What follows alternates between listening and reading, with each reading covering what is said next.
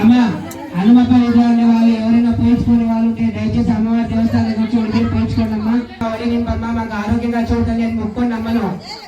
రండి అందరు రండి. ఇదే లాస్ట్ ఒడిబియ్యం కార్యక్రమంగా స్టార్ట్ చేస్తా. ఎందుకంటే మళ్ళీ అమ్మవారికి ఒడిబియ్యం వేసేది ఉంది. మనం రథానికి రెడీ చేసుకోవాలి, అమ్మని రెడీ చేసుకోవాలి. అమ్మ గ్రామోత్సవాన్ని పిలుచుకోవాలా. బాపట్ల నుంచి ప్రత్యేకంగా తప్పిట్లు తెప్పించిన అమ్మవారి మెరవడికి రావాలి.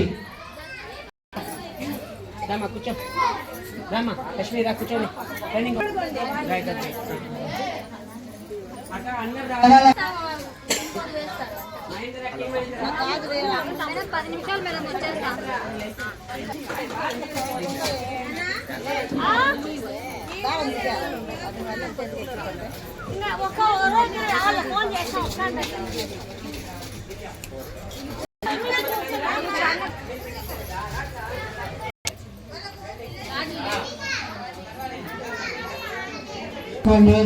అమ్మవారి పసుపు కుంకుమను వడిలో వేసుకోండి.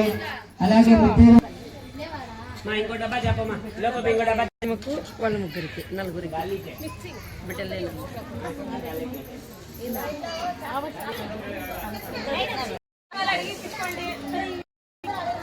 అమ్మా గాజులు పసుపు కుంకుమ పుష్పాలు తీసుకున్నారు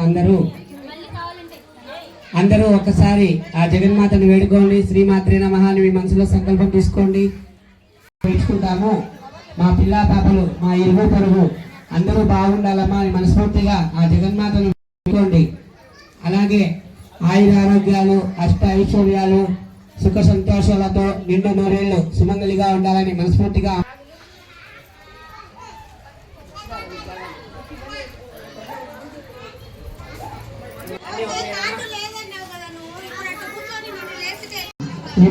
అనుకోండి. తప్పప్పు లేదంటే మన్నించి తల్లిని మనస్ఫూర్తిగా అమ్మను వేడుకోండి అమ్మా. ప్రతి సంవత్సరం ఈ కార్యక్రమం ఇంకా ముందుగా సాగాలి. 50 మందితో మొదలైన ఈ కార్యక్రమం ఈ రోజు 800 మంది దాదాపుగా వచ్చారమ్మా. మీ అందరి సహకారాలతో జరుగుతుంది. దీనికి ఎంతో మీ అందరూ ఆనందంగా గర్వపడాల్సిన విషయం ఇది. కార్డు బయట పెట్టుకోండి అమ్మా.